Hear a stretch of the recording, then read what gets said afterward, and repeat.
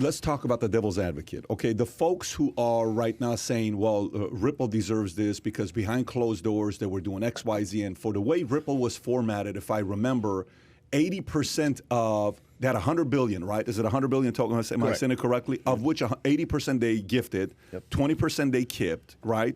Today's market cap is around $37 billion. The fully diluted will be around $80 billion. That's kind of where they are today with numbers. So some people from the other side say, well, listen, these guys were kind of doing a pump and dump type of stuff behind closed doors and market manipulation. And because there's no regulation, they can kind of do this. And, they used to say that also about John McAfee. John McAfee would say, it's going to this, it's going to this, it's going to this. So it would go up, he would sell. Then he would tell people not to sell. And I don't know whether he did this or not, but that was a lot of criticism because we had McAfee on as well. Well, one of the big things that, we talk in the crypto community, our guys are like, we love Ripple, the technology. We love Ripple, the coin. We love what it can do for, international, money transactions. Hate the people who created it. So like that seems to be. Why is that though? Why are people saying that though? Well, I think because when you compare it to like Bitcoin, right? There was no pre-mine with Bitcoin. And you had people allegedly could fairly mine for it, and it was open and it was decentralized from the beginning. They believe that these executives are enriching themselves. But my answer to that question is, okay, go after Brad Garlinghouse. Go after Ripple. Why are you going after the token? Why are you 8 years after the fact? Why are you going after the teacher that put, $500 in the Ripple? Exactly. I've never met Brad Garlinghouse, never met Chris Larson, never met any of the people at Ripple. I'm no Ripple fanboy. Those two names that just so if people don't know, they're founders. I think Chris is the one that founded Ripple Labs, right? He's one of the co-founders as well. Yes, and they were sued independently. Now, the thing about it, Pat, is in this case, after a 30-month investigation, the SEC didn't actually allege fraud. They investigated Ripple for 30 months. There's no fraud alleged. It is a strict securities violation. You didn't give proper disclosures when you made these transactions. And I say, fine, go after them. All right, I'm not here to defend them. They've got way better lawyers than me, right, to defend them. But what you're doing when you go after the token itself in the secondary market, right, let me tell you something, and I know this because I've been communicating with 60,000 people. It is an absolute fact that the first-time purchasers of XRP, 58.2% of them had never heard of the company Ripple. They've heard Ripple, the name, but they never heard of a company. 58% have never heard of Ripple. When they first bought it. I got you. Pure speculation. Yeah, you know what they do? Listen, you go on. It was the number 3 for a while. It was number 2. Market cap, but it's the top 3 market cap. Somewhere Litecoin cryptocurrencies. It's 25 cents. So people look at it, they see Bitcoin going up, they're like, hey, I can afford 25 cents, right? And so they were doing that and had no connection to this company.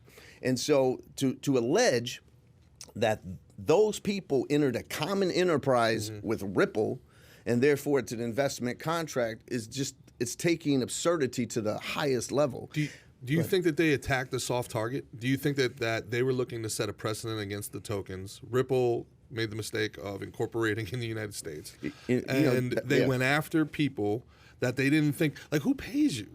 Like they never thought that, 60,000 coin holders would actually come together, communicate, and formulate some sort of defense against this.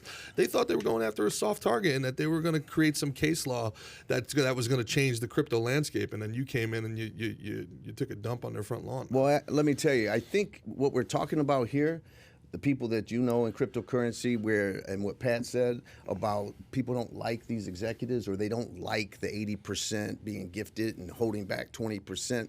If you read the complaint, even though they don't allege fraud, they use fraud-like language in the complaint. And it inflames people. If you don't like Ripple and you're like, oh, they're going after Ripple, I'm not worried about it. But when you read the complaint and it says that all XRP holders all joined into a common enterprise with each other and with Ripple, when they say that the very nature of the token itself is an investment contract with Ripple, then it becomes very dangerous. They're using, in my opinion, this case to set the precedent that you're talking about, so that if they're successful, they can do what you were saying, Pat, and regulate all the cryptocurrency. So let's go back to this SEC lawsuit that Clayton. You said Clayton did right before the day before he was done. He filed this lawsuit.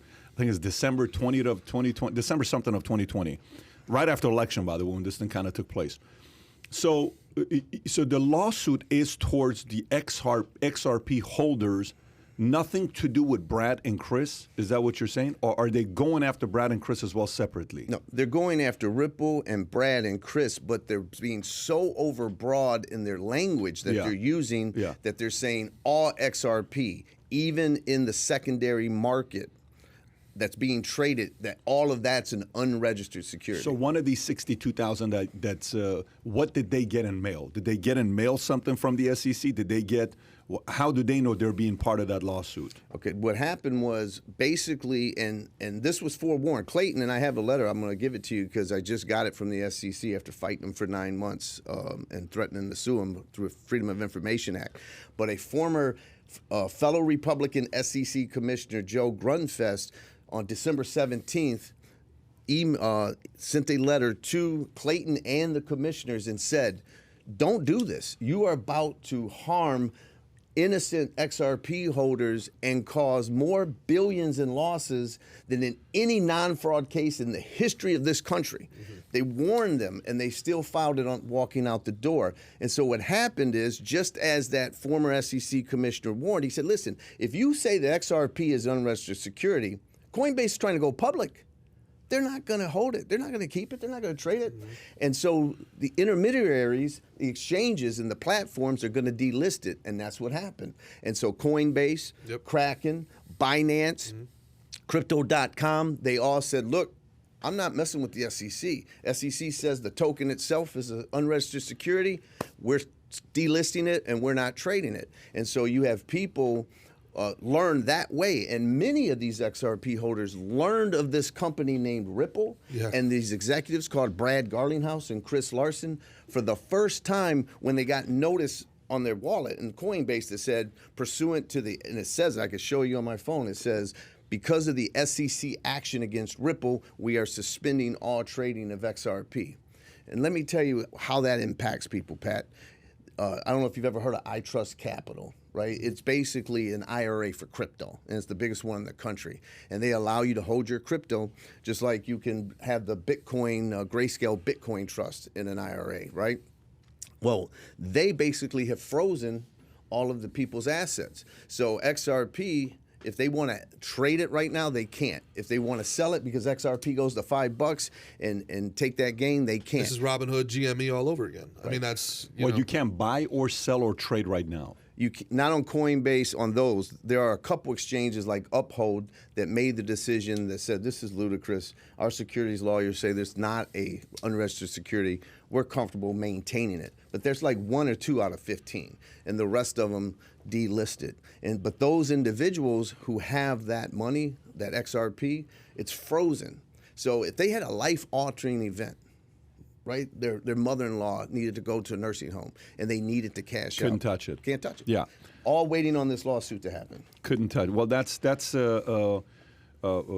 how a lot of these organizations get negative reputation that they do. SEC types of organizations, what I'm talking about. But when you get a knock on a door from SEC, that's a real knock. Yeah. It's not just anybody knocking on your door. That's a knock you got to answer and say, here we go again. So how much money is Ripple right now? Brad, Chris, how much are they using with legal teams, especially the ridiculous legal team that they have? How much have they already spent? Do you know? I don't know, but I wouldn't be surprised if it's at least $1.5 million a month. Okay, $1.5 million a month is what they're spending. Okay. I mean, that's me guessing. So in full, if you were to say right now, there's a few things that can happen, right, with this case.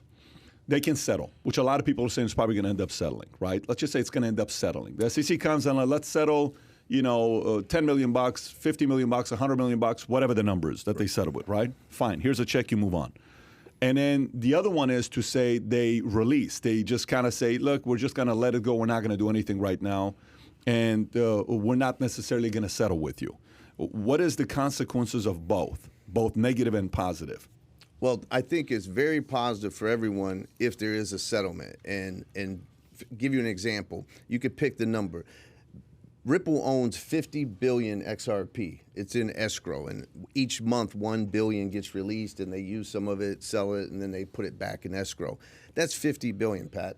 Imagine if XRP gets to $5, right? They're worth $250 billion. That's significantly more than Morgan Stanley and Goldman Sachs. And so if that were to happen and the SEC were to be worried about the precedent, right? The way this case settles is Gary Gensler is afraid that an adverse ruling by the judge on fair notice, where she says, listen, you can't go after him. You let it happen for 8 years. You didn't do anything. There's so much unclarity in the world, in this market. You allowed them to do MoneyGram. You allowed it to go on Coinbase, all those things. If that happens, then that precedent would be usable by Cardano and XLM and every other altcoin. He doesn't want that. He doesn't want that. Yeah, that makes sense. So if that happens, when that pressure point takes place, then you could pick a number. You could, if it goes to $5, for example, if that happens, that's they could sell 10% of the monthly escrow, which would give them $500 million. They could settle for $500 million. It would be a huge public win for Gary Gensler because it would be one of the highest SEC settlements. As long as they don't classify the token as a security. But that settlement won't happen unless they do basically what was done for Ether in 2018 when Bill Hinman, then the director of corporation finance, said, you know what, we're going to set aside the fundraising in the initial years, but today's token is not a security. We would need some kind of declaration from the SEC or the court for that settlement to happen. So if you enjoyed this little short segment from the podcast that we did, here's another short segment to watch. Or if you want to see the entire podcast, click over here. Take care, everybody. Bye-bye.